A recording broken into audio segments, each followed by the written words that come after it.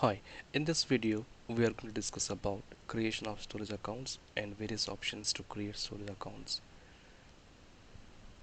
Azure Storage offers several types of storage accounts and each type has its features and has its own pricing model. So let's see how to create a storage account, and before that, as you know, it is required and it is mandatory for almost all the resources to have storage account. And based on the storage accounts that we have got in Azure platform, irrespective of the replication types, let's proceed with our creation. So from the home page, click on storage accounts and click on add. I don't have any storage accounts in the current environment, current subscription. So here you go. You've got options to define your resource group name. As I mentioned earlier, for any resource that you're planning to deploy, let it be a storage account or disk or a virtual machine or application or Kubernetes, you need to have a resource group before you create a storage account. And it is possible to create resource group and the resource together, but it is always recommended to have existing resource group and select that resource group. So I've got existing resource group prod skillset org, and I'll choose this one, and I'm going to create a new storage account on this skill set resource group and provide the name of the storage account. Let's say demo storage account.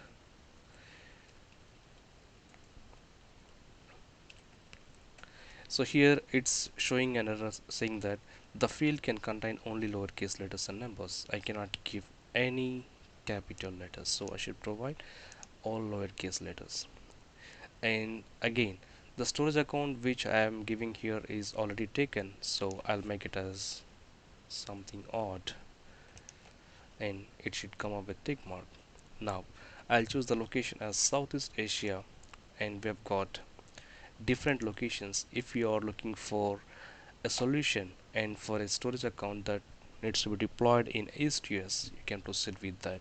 It all depends on your business needs. If you are based out of North Europe, if you are based out of Southeast Asia, if you are based out of Canada Central, you can choose the region, and based on your business needs you can proceed with your deployments. For now, I am proceeding with Southeast Asia. We have got two performance tiers, one is standard and premium. So performance will be good in a premium performance tiers. If you go for standard, yes, obviously it is eligible for a low performance or the limited IOPS based utilization requirements. So I'll go for standard for now. Again, under that standard you have got storage general purpose version 2 and storage general purpose version 1, and we've got blob storage as well. When you choose general purpose v2, it supports blobs, files, queues and tables. It is recommended for most of the scenarios when you are using Azure storage. And general purpose v1 storage accounts or legacy accounts, however, still you can go for general purpose v1 and the performance will be very less when you compare with storage v2. It is always recommended to deploy storage accounts with general purpose v2 wherever it is possible. And we also have blob storage. However, I would prefer to go for standard storage accounts version 2 over blob storage as well, right? When you consider a premium storage accounts, even in premium version also we have got four options like general purpose v2, general purpose v1 which is a legacy storage account, blob storage and file storage. I'll prefer to go for premium and storage general purpose v2 for your most of your storage accounts needs or storage needs.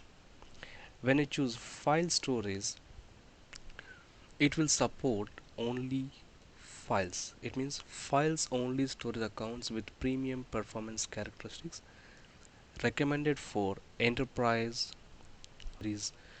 where there are transactions only with the files. When you choose blob storage, it is again supporting under premium performance tier, and it is recommended for scenarios with high transaction rates or that use smaller objects or requires low storage latency. Then it is recommended to configure blob storage. Going with general purpose v1 even under premium version, as I said, it is a legacy account type. Wherever it is possible, it is always recommended to deploy storage account version v2. I'll go with I'll go with premium storage version 2. And we have got different replication types. For premium, we have got only LRS. If you go for standard, we have got LRS, ZRS, GRS, and read access geo-redundant storage. We are also getting two more options, and which are still in preview state: geo zone redundant storage and read access geo zone redundant storage. I'll be coming up with a different video where it covers all the replication mechanisms of our storage accounts, right? And we've got an option to choose access tier, cool or hot. It means when you are dealing with the data on day-to-day activities and day-to-day transactions for your applications, then it is always recommended to keep hot tier. Or archival mode, just to save the data on your storage, then go for cool tier. I'll go with this hot tier, and also I'll choose LRS for now, and we'll see other options later. The next option we have got here is a networking. Click on networking and it will give you multiple options. It means you can allow storage accounts to be accessed only from specific networks, or you can block for all the networks except few. It all depends on your business requirement. So here when you choose public endpoint, all networks will be able to access this storage account. Let it be on Azure or from on-premises, all networks will be able to access. If you choose public endpoint, only the selected virtual networks within the Azure or provide access, or it will enable access only to those specific networks. When you choose private endpoint, it is even more secure. When you enable this private endpoint, it will allow only on specific region and also on specific subnet, not only at virtual network level. It gives you more granular option to choose subnet level endpoints as well. So we have got network routing options. So determine how to route your traffic as it travels from sources to Azure. It means when you are transferring the data from your application or from your server to a storage account, we have got routing preferences. However, Microsoft network routing is enabled by default. It means when you enable this option, Microsoft will choose and transfer the data in a secure way using using your traffic mode, as Microsoft network traffic will direct your traffic to enter the Microsoft cloud as quickly as possible from its source. When you select internet routing, it will direct your traffic to enter into the Microsoft cloud closer to the Azure endpoint, right? So there is a slight difference between these two. When you choose the first option, which is Microsoft network routing, it will transfer the data to enter into the Microsoft cloud as quickly as possible. And the next option is to enter into the cloud, it will choose the closest Azure endpoint. So either the options that you can choose, and both are safe, right? So for now I'll choose public endpoints where I can access it from almost all the networks. And the next option is okay, I'll prefer to choose connectivity method as public endpoint for almost all the networks where I'll be able to access it. The next option we have got here is data protection. Click on data protection, and here we've got more options to consider how you can save your data by enabling multiple options. Let's say if you're if you have a lot of data, let's say if you have a lot of documents or transaction logs of files on your storage account, if you want to delete those particular files or images or documents, whatever it is, it will be a hard delete. But if you enable this turn on soft delete option, it will give you more granular information where it will be deleted from your storage account, but however still you can retrieve the data. It is a kind of recycle bin. You can still delete the data, and when needed you can restore the data. That's where you can enable this option, turn on soft delete for blobs, right?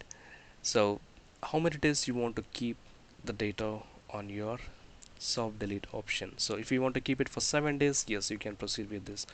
And you can see, let's say if I need more than 90 days, yes, I can keep that for 90 days as well. For this you need to pay additional charges because Azure is saving the data for you in the backend, which is by enabling this option as soft delete, right? So I don't want to enable soft delete for this. And we have got one more option to turn on soft delete for containers. As we don't have containers yet on this subscription, I'm not going to cover this. Once we get a container session, I'll be showing you how you can enable this soft delete for containers, as we are working on a standalone storage account, right? The next option that we have got is a turn on soft delete for file shares. So this is almost similar to the first one. The first one talks about blob storage, and this one talks about file storage.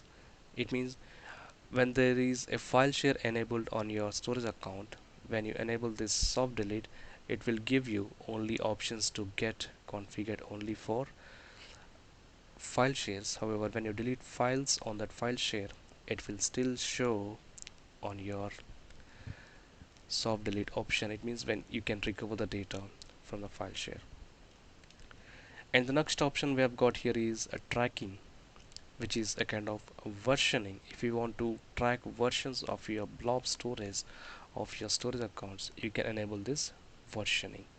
If you want to track that based on the versions and based on the recovery and restoration activities, you can go for versioning.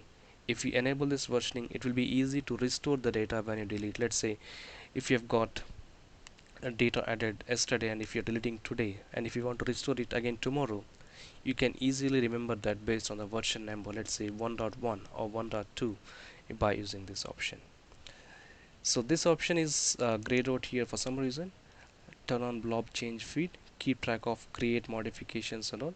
So this is not enabled on this subscription. However, it all depends on your subscription model, right? So for now, this option is not available on this account. And the next option we have got here is advanced.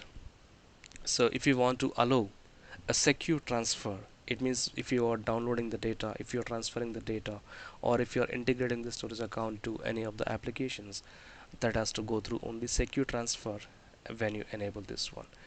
If you are disabling this one, it can go either on HTTP or HTTPS. This option can be utilized when you have various kinds of application integrations on top of the storage account. Let's make it as enable. And the next option we have got here is allow public access for blobs.